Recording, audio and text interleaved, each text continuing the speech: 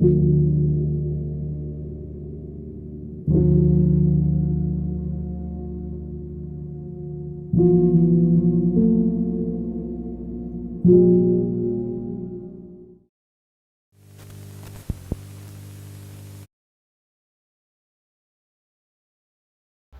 March 5th, 2022, a soccer match between Querétaro and Atlas, both teams from Mexican Soccer League Liga MX, Querétaro was losing 0-1 against Atlas. Around the 62nd minute was later suspended after multiple fights broke out in stands and quickly spilled out to the field. People were seen attacking each other with weapons such as knives, metal bars, chairs, and belts, as well as their fists and feet. Many players fled to the locker rooms, although some from Querétaro remained near the bench attempting to calm the situation. A number of disturbing images emerged from the incident, including one of a man lying naked in a pool of his own blood.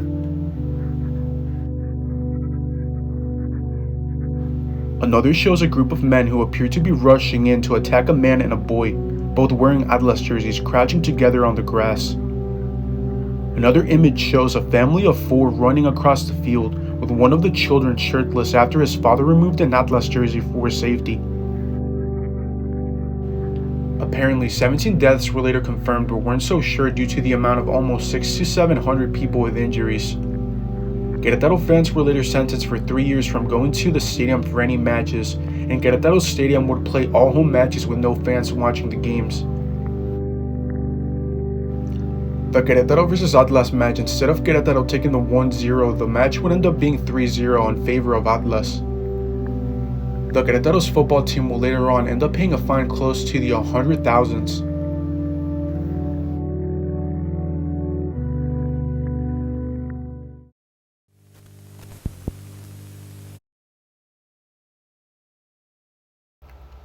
Mujer Casos de la Vida Real, translated to Woman Real Life Cases, is an anthology telenovela produced by Mexican television network Televisa for Canal de las Estrellas.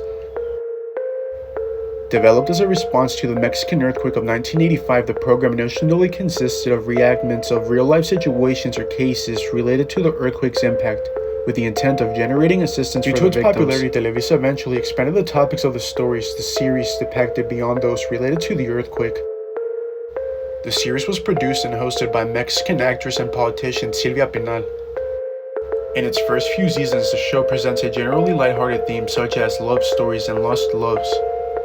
During the 1980s, topics such as domestic violence had still not been acknowledged by Mexican society. In 1996, themes became darker in tone, including cases of sexual abuse, child abuse, prostitution, LGBT discrimination, and domestic violence.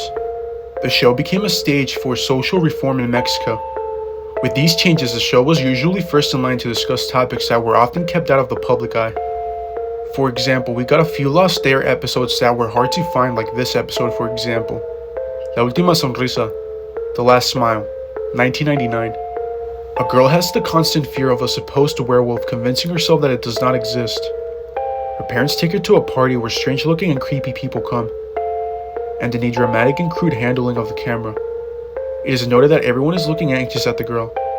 At some point, from a dark corner behind some curtains, a hairy hand draws the girl and kidnaps her. After a while, a bloody garbage bag with a hand sticking out is found. The girl's father screams in horror, and no one knows who or what killed her. Sangre contra dignidad, blood against dignity. A wealthy but rebellious teen must take care of his little sister while his parents are away on a business trip. With the house to himself all weekend, he throws a large party, and while drunk, he mocks and sneers a gypsy woman found on his way to the supermarket, and similarly insults his girlfriend back at the party. Meanwhile, his sister's playing alone at night when a figure shows up at the door and calls upon the girl. She follows this individual and disappears. At dawn, the boy realizes that his sister is not there, so he frantically starts looking for her. Not far from home, he spots a crowd that looks in horror at a lamppost, where the corpse of his sister is hanging, next to a sign that says, "Happy Birthday."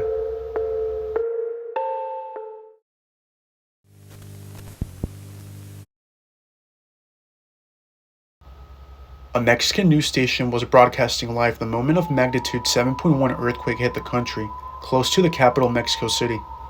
The powerful quake killed at least 248 people and brought down dozens of buildings in the capital alone.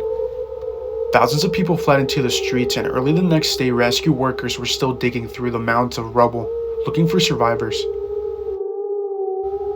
The anchor at VOL.2 was in the middle of a segment with his reporter from the field, when the earthquake warning sirens began to wail. Enrique Campos told viewers in Spanish, "Right now that's the earthquake alarm going off. This is not a drill. We're feeling an earthquake now.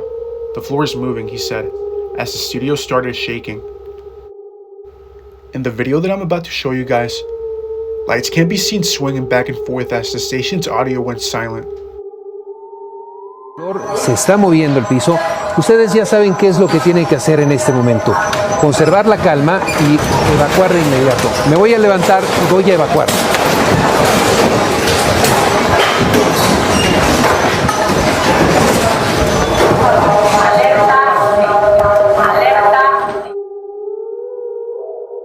The earthquake is the deadliest in Mexico since the 1985 earthquake. On the same day, it killed more than 5,000 people.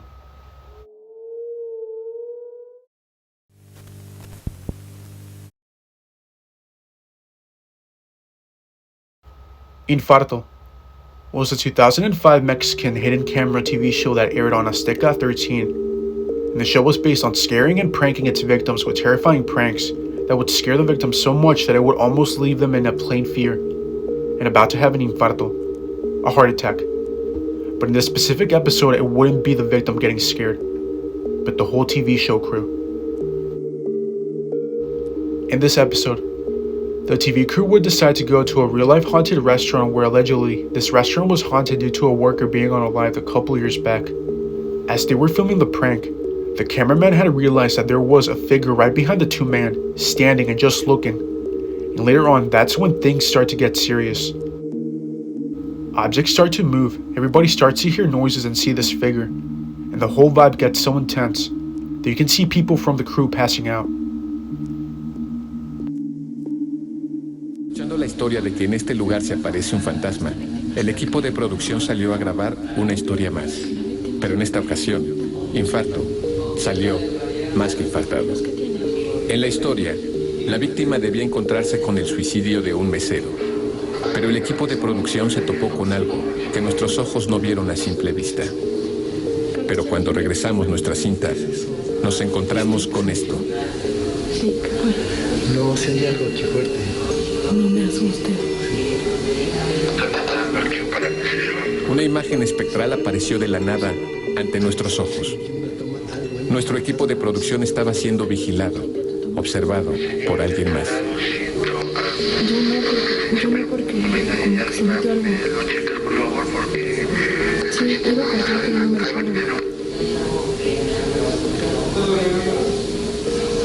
En nuestra historia, la víctima debía ver que se movía una silla por sí sola.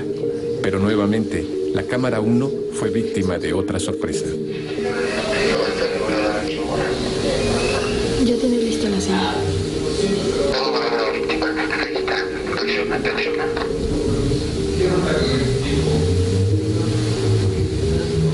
Una silla que no pertenecía al equipo de efectos especiales se movió. Al estar fuera de nuestro rango de trabajo, nuestra cámara solo pudo captar una parte de este hecho y el testimonio de voz de nuestros compañeros. La silla. Esa silla no. Esa silla no la va a ver la víctima. Esa no era la silla, Jesús.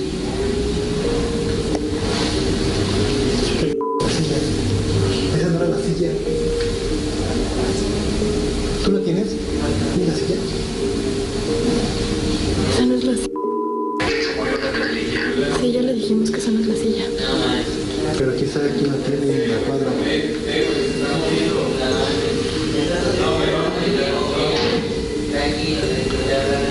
Oye, pero si hay algo fuerte aquí en la toma, ahí como un fantasma. Está raro porque esa silla no se movía, no hay nadie ahí en la cueva. Oye, en nuestra toma ahí se metió algo, ¿eh? Es un fantasma, estoy completamente seguro. La secuencia, apoyada con nuestras cámaras y la cámara de seguridad del lugar, continuó grabando la historia, pero de pronto comenzó a manifestarse una estela de humo que injustificadamente apareció y que no era parte de nuestros efectos especiales. Aguanta, no cortes. No cortes. No cortes, no cortes. Oye, ¿hay algo? Ajá, estoy tomando algo, voy a contar. Aguanta.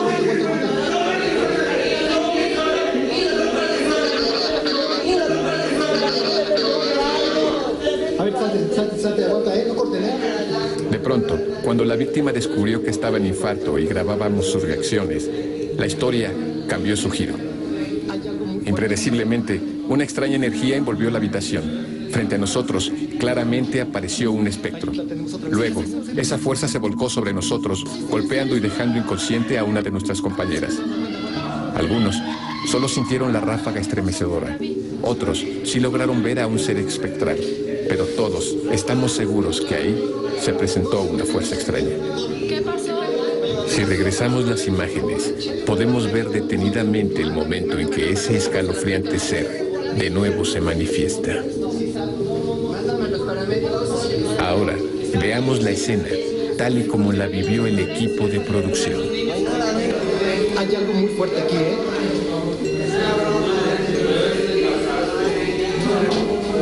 Ahí la tenemos otra vez. ¿Qué es eso? Sí, es. Sí, aguanta. ¿Qué pasó, Gaby? ¿Qué onda? No, sí tenemos. ¿Qué pasó? Habla paramédicos, por favor. Mándame los paramédicos a la planta abajo. No tenemos autoridad para discutir sobre lo sucedido, pero en nuestras múltiples grabaciones han pasado muchos eventos inexplicables. Pero esta vez, nuestra cámara logró grabarlas para presentarles un evento extraordinario, sin trucos, tal y como sucedió. Se puso mal. ¿Alguien vio qué le pasó a Gaby? Nada más gritó de repente. Mándame los paramédicos de volada. Gaby. ¿Estás bien, Gaby? Pero sí está bien, ¿no? ¿Ya se llevaron a la camioneta los niños? Ya se fueron. La víctima no le pasó nada, ¿verdad? Está bien fría. Sí, señor. Sacó de onda. Si nos prestan el video de aquí. ¿El video de seguridad? Circuito, sí, aquí hay algo bien fuerte, Sintió la tempura bien gacha, güey. Rafa, ¿te acuerdas cuando venimos a salir a la ocasión?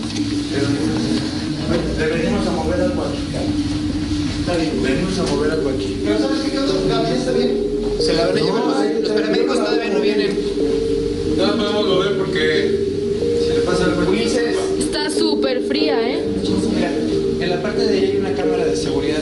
Chécate dónde está la cabina, a ver si nos prestan un video, ¿no? Un evento que puede llevarnos a todos al borde de un infarto.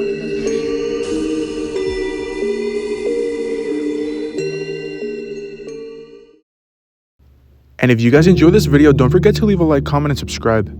Thanks, I really appreciate it. On this upcoming October, I'll be posting videos every other day based on the spooky season. This was Creepshow, and I wish you all a good scare.